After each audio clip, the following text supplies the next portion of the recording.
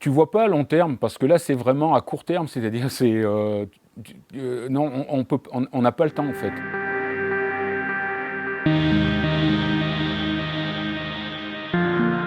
J'ai appris que mes deux parents étaient malades. Il y en a un qui était malade depuis longtemps, et c'était mon père, mais ma mère le cachait. Un jour en consultation, ma mère répond complètement à côté de la plaque aux questions du médecin. Et là, le médecin lui dit bah, mais je vais vous faire passer un scanner, parce que là, il y a vraiment un problème. Bon, il n'y avait évidemment rien sur le scanner. Et donc, s'il n'y avait rien sur le scanner, ni tumeur, ni grosseur, ni rien du tout, c'était que forcément, ça allait être un problème de trouble cognitif, maladie d'Alzheimer ou maladie apparentée. Apprendre que ma mère était Alzheimer, mais aussi mon père, donc je l'apprends ça aussi lors d'une consultation, quand le médecin me donne un courrier pour son cardio, et en me disant bah, de toute façon vous allez accompagner votre père chez le cardiologue, donc je vous donne le courrier et, à donner au médecin. Donc je lis le courrier arrivé chez moi, et là je m'aperçois, je lis le courrier où c'est écrit dessus: cher confrère, je vous adresse monsieur Fouillou, malade Alzheimer. Donc là, j'apprends que mon père est Alzheimer, et évidemment, je comprends pourquoi depuis quelque temps on se demandait mais pourquoi il a cette réaction, pourquoi il a un comportement apathique, il fait plus rien, il reste dans son coin. Voilà, donc ça expliquait évidemment plein de choses. Et là, c'est devenu, ça m'est tombé dessus comme ça, et alors j'ai tout pris en main d'entrée, et c'était un peu dans tous les sens. Je faisais un peu tout et n'importe quoi. Je ne savais pas comment procéder. Il fallait vraiment tout mettre en place le plus rapidement possible, quoi. Tu vois pas à long terme, parce que là c'est vraiment à court terme, c'est-à-dire non, on n'a pas le temps, en fait, parce que c'est vraiment c'est d'heure en heure. Tu sais qu'il y a des réactions qui sont totalement euh, qui sont bizarres, et donc il faut à nous, les dents, de nous adapter, à nous d'apprendre à se comporter, à nous de gérer les affaires courantes. Enfin, mais c'est vraiment au jour le jour. C'est-à-dire qu'on ne peut pas se projeter dans l'avenir, parce qu'on sait que on sait pas de quoi sera fait l'avenir. Hein. Ça peut être là tout de suite tout se passe très bien. Dans une heure, on sera à l'hôpital, par exemple. Hein. C'est vraiment il n'y a pas de long terme, c'est pas possible, quoi.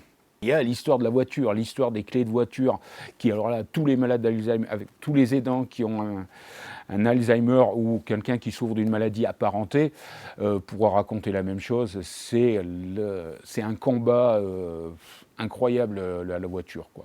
Parce qu'il faut leur enlever évidemment les clés de voiture. Il ne faut absolument plus qu'ils conduisent, mais aller leur faire comprendre qu'ils n'ont plus le droit de conduire. Des fois, quand j'étais pas très bien, que ça me sortait enfin, j'en pouvais plus. Et là, le malade Alzheimer vous pousse à bout, hein. Vraiment. Et des fois, je lui disais, mais ça m'énervait tellement, je disais, mais tu vois bien que tu es malade d'Alzheimer, quoi. Elle était aide-soignante de métier, donc elle comprenait ce que ça voulait dire.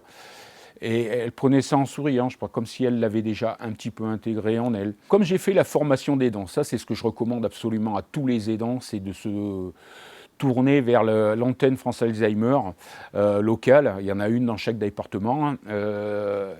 Et à partir du moment que j'ai fait la formation d'aidant, je savais à quoi m'attendre, évidemment.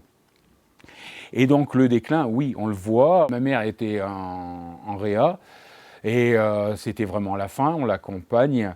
Et en fait, j'attendais qu'une chose, c'est qu'elle décède. Et c'était un soulagement. Et moi, quand ma mère est décédée, quand le médecin nous appelle pour dire ça y est, elle est décédée, si mon frère a éclaté en sanglots, pour moi, j'ai fait ouf.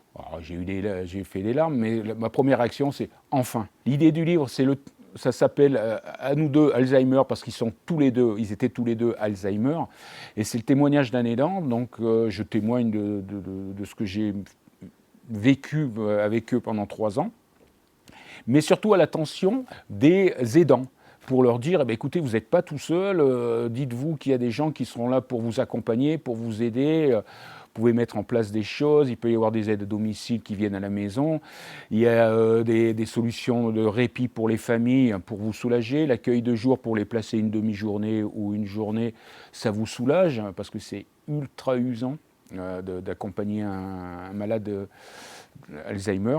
Penser à la protection juridique, il faut penser au placement en EHPAD évidemment, mais surtout ce qui est super important, c'est de se tourner vers France Alzheimer pour faire cette formation et comprendre la maladie. Ça c'est super important, et on apprend surtout à se comporter. Tous les malades Alzheimer, se comporter avec eux, parce que tous les malades Alzheimer sont des grands anxieux dans la vie.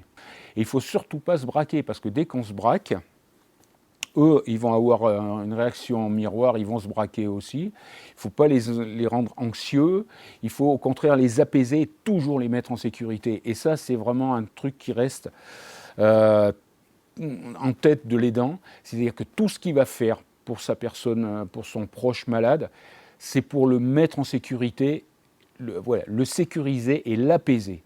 Pour ce qui est des malades, je pense qu'il y a vraiment plein de choses qui sont faites, et peut-être se tourner vers France Alzheimer pour qu'ils leur donnent encore plus de moyens pour qu'eux puissent développer des activités pour les malades Alzheimer, parce qu'on sait maintenant que les malades Alzheimer, plus ils ont d'activités, il ne faut pas qu'ils restent assis dans leur fauteuil devant la télé, ça c'est la pire des choses, c'est là où ils vont tout décliner le plus rapidement possible. Mais un malade Alzheimer qui a des activités, il entretient, on stimule sa mémoire et donc et ça tient plus longtemps.